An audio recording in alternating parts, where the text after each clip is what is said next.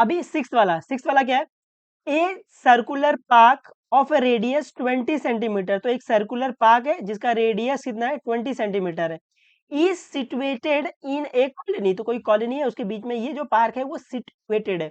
The three boys, Ankur, Syed and the David, are sitting at the equal distance on its boundary. तो एक circular park है जिसके boundary पे अंकुर, सैयद और डेविड क्या है? इक्वल डिस्टेंस पे बैठे हैं। तो यहाँ से लेके यहाँ तक का डिस्टेंस, यहाँ लेके यहाँ तक का डिस्टेंस, यहाँ से लेके यहाँ तक का डिस्टेंस क्या सेम है। उसके बाद बोल रहा है each having a toy telephone in his hand to talk to each other. सबके पास एक टेलीफोन टॉय है जिसे वो एक दूसरे से बात कर रहे हैं। ठीक है। Find the length of the string of each of the phone. तो अगर आप ये टेलीफोन का जो स्ट्रिंग ज्वाइन करोगे ऐसे ऐसे ऐसे, तो आपको फाइंड करना है कि find the length of the each, मतलब आपको ये लेंथ फाइंड करना है, ए एस, ए डी और एस डी। अब क्योंकि ये इक्वल डिस्टेंस पे बैठे हैं तो इनका जो स्ट्रिंग का जो लेंथ रहेगा, अंकुर और सैयद के बीच में, सैयद और डेविड के बीच में, अंकुर और डेविड के बीच में, ये इक्वल रहेगा ये। तो आप इनमें से कोई भी एक साइड फाइंड कर लोगे तो आपको लेंथ ऑफ द स्ट्रिंग मिल जाएगा। बिल्कुल। सोल्यूशन में कैसे फाइंड करेंगे? सोल्यूशन में अपन क्या करेंगे, अपन है ना, पहले तो अपने को क्या दिख रहा है कि ये वाली साइड, ये वाली साइड, ये वाली साइड इक्वल है ना। इसमें अगर ट्राइंगल में तीनों साइड इक्वल है तो इक्विलैटरल ट्राइंगल हो जाएगा। तो यहाँ से पहला गिवन लिख लेते हैं, फाइंड लिख लेते हैं, फिर ही अप्रोच करते हैं। तो सोल्यूशन में गिवन है O is the centre, O centre of a circle, O is the centre of the circle. और फिर यहाँ पे जहाँ पर A S is equal to S D है is equal to A D है, और आपको रेडियस दिया हुआ है 20 सेंटीमीटर। फिर आपको क्या फाइंड करना है? फाइंड आपको करना है A S is equal to A D is equal to S D, है ना, ये आपको फाइंड करना है। इनमें से कोई एक मिल जाएगा तो आपको वो सब इक्वल ही है वो। तो सोल्यूशन में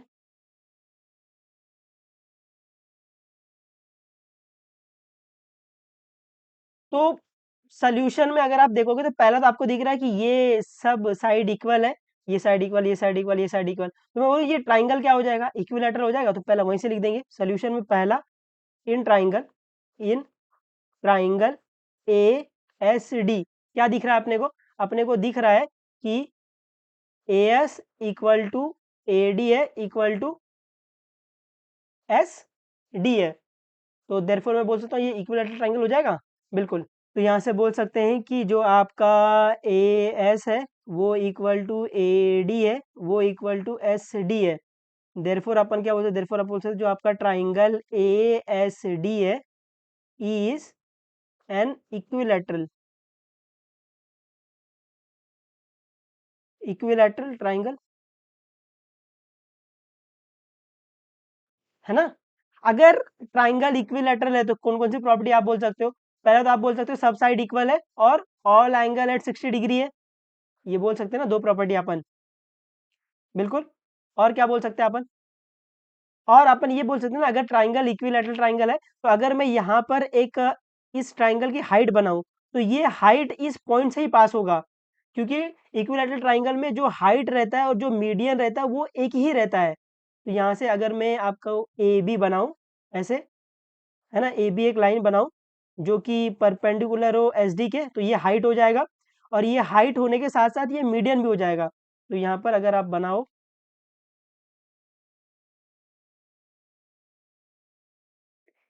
ए बी, अगर मैं बना रहा हूँ A B perpendicular to S D, तो यहाँ पर ए बी हाइट हो जाएगा। तो यहाँ से आप बोल सकते हो देयरफॉर जो आपका ए बी है वो आपका हाइट है, और ये आपका मीडियन भी है। आप अब साला ये मीडियन क्या होता है ये पढ़ के आ रहा है आप? मीडियन क्या होता है? वो लाइन जो ट्राइंगल के मिड पॉइंट से पास होती है और ये इस साइड को दो इक्वल पार्ट में डिवाइड कर देगी, ऐसा। उम्मीद आपको समझा है। पक्का। और यहाँ पर एक काम करो, ये साइड सब साइड इक्वल है ना, इसको एक्स मान लो। तो ये एक्स है, उसको मान के फिगर में डाल दो। तो ये आपका x है, ये आपका x है, और ये पूरा आपका x है, ऐसे। अभी ध्यान से देखना, अभी मैंने ये ड्रॉ किया, हाइट ड्रॉ किया, और मेरे को पता है कि इक्विलैटरल ट्राइंगल में जो हाइट होता है वही मीडियन होता है, तो ए भी आपका हाइट है, ए भी आपका मीडियन भी है, और ये मीडियन मेनली है ना, ये आपके सेंटर से पास होगा। ठीक है, उम्मीद है आपको समझा रहेगा थोड़ा बहुत ये। अब यहाँ पर है ना, जो अपने को फाइंड करना है, तो वो फाइंड करने का लॉजिक ऐसा है कि मैं क्या करता हूँ पता है, मैं यहाँ पर ये वाला दिखा आपको, राइट एंगल ट्राइंगल दिख रहा है, राइट एंगल ट्राइंगल अगर आपको दिखता है तो आप क्या लगा सकते हो, पाइथागोरस थ्योरम लगा सकते हो। तो यहाँ पर मैं पाइथागोरस थ्योरम लगाऊंगा और ये एक्स फाइंड कर लूंगा, लेकिन पाइथागोरस थ्योरम के लिए अगर मेरे को ये वाली साइड फाइंड करनी है तो बाकी दो साइड पता होने चाहिए। तो अभी मेरा काम क्या है, मैं इस ट्राइंगल को लूंगा, इस ट्राइंगल मेरे को ये वाली साइड फाइंड करनी, मेरे को ये वाली साइड पता होनी चाहिए, है ना।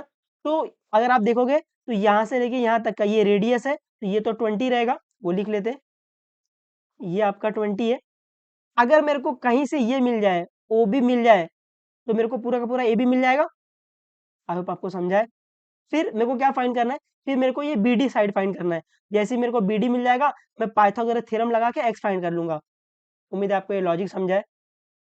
यहाँ तक तो आपने जो दिया था वो लिख रहे थे, उसकी मदद से एक चीज जो एक्स्ट्रा आपने कभी चीज पढ़ी रहेगी कि इक्विलैटरल ट्राइंगल में जो हाइट होता है वही मीडियन होता है, उसका यूज किया है।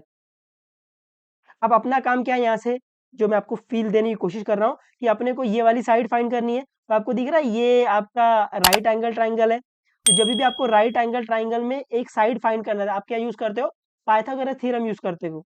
बट पाइथागोरस थ्योरम के लिए ये वाली साइड पता होनी चाहिए ना, तो ये वाली साइड मिल जाएगी। तो अभी पहला अपन ये वाली साइड फाइंड करेंगे, फिर अपन ये वाली साइड फाइंड करेंगे। बट इस वाली साइड में भी ये वाला पार्ट मेरे को पता है, ओ ए अपने को पता है, अपने को क्या फाइंड करना है, ओ बी फाइंड करना है और बी डी फाइंड करना है। तो यहाँ पे ऐसे लिख लेंगे सेकेंड पॉइंट में, ऐसा सेकेंड पॉइंट में अपने को क्या फाइंड करना है, अपने को फाइंड करना है ओ बी, तो लिखेंगे ऐसा फोर ओ बी, लिखेंगे अपने को ओ बी कहाँ से मिल सकता है। और फिर यहाँ पे क्या लिखेंगे, यहाँ पे लिखेंगे फोर, क्या चाहिए अपने को, बी डी, बी डी कहाँ से मिलेगा। जैसे अपने को ये दो चीज मिल गई है, अपन पाइथागोरस लगा के एक्स फाइंड कर लेंगे। उम्मीद है आपको लॉजिक समझा है। तो अभी फिगर में ध्यान से देखो, देखो ओबी कैसे मिलेगा, ये रहा ओबी। मैं बोलूं कि ये इक्विलैटरल ट्राइंगल में जो आपका ए बी है वो आपका मीडियन है, तो यहाँ पे लिखेंगे इन ट्राइंगल, ध्यान से देखना, in triangle A S D में जो आपका ए बी है वो क्या है, मीडियन है। अगर ए बी आपका मीडियन है तो ओ आपका क्या हो जाएगा, सेंट्रॉइड हो जाएगा, क्योंकि जो मीडियन है वो सेंट्रॉइड से पास होती है। और सर्कल में अगर ये इक्विलैटरल ट्राइंगल है तो आपका जो मीडियन है वो सेंट्रॉइड से पास होगा, और ये सेंट्रॉइड इसका सेंटर ही होता है। आप ऐसे अगर सारे मीडियन ड्रॉ करोगे तो ये ऐसे सेंटर से पास होगा, तो ओ आपका क्या है, ओ आपका सेंट्रॉइड है। और आपको पता है कि जो सेंट्रॉइड है वो मीडियन को 2:1 फॉर्म में डिवाइड करता है ना, centroid divide the median into 2:1 form, ये आप पढ़ते आ रहे हो। उम्मीद है आपको मैं बोर नहीं कर रहा हूँ, ये थोड़ा बहुत क्रिटिकल चीजें हैं बट आपको आनी चाहिए। ये ट्राइंगल की प्रॉपर्टी चल रही है ना, इक्विलैटरल ट्राइंगल की प्रॉपर्टी चल रही है सब। तो यहाँ से अपन बोलेंगे वी नो दैट क्या पता है अपने को, अपने को पता है कि centroid divide the median into 2:1 form. क्या बोलोगे, centroid, centroid divide the median, centroid divide the median in 2:1 form. तो यहां से अपन बोल सकते हैं कि जो ये वाली लेंथ है ओ ए:1, तो यहां से अपन बोल सकते हैं दैट इज जो आपका एओ है अपॉन ओ बी है वो 2:1 फॉर्म में डिवाइड होगा। यहाँ से अपने को ओ ए की वैल्यू पता है, या तो डाल देंगे ना यार। तो यहाँ से ओ ए कितना है, 20 है, अपॉन ओ बी कितना है, ओ बी पता ही नहीं है, O B is equal to 2/1। अभी ओ बी फाइंड करने के लिए ओ बी को यहाँ कर दो, इसको यहाँ कर दो, तो ओ बी क्या आ जाएगा, ओ बी आपका आ जाएगा 20/2।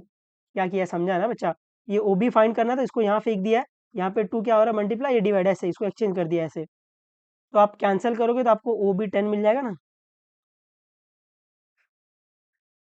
तो ओ बी कितना मिल गया, ओ बी आपको 10 मिल गया है। तो जैसे आपको ओ बी 10 मिल गया तो आपको ये ए बी मिल जाएगा ना यार। ए बी क्या आएगा, 20 + 10 क्या आ जाएगा, 30 आ जाएगा। उम्मीद आपको समझा है। अभी अपने को क्या फाइंड करना है, अभी अपने को बी डी फाइंड करना है। तो बी डी में आपको पता है कि जो आपका ए बी मीडियन है, तो मीडियन इस लाइन को 2 इक्वल पार्ट में डिवाइड कर देगा, तो ये इक्वल मार्क कर लेते हैं एक लाइन से। अभी अपने को बी डी फाइंड करना है, ये रहा बी डी।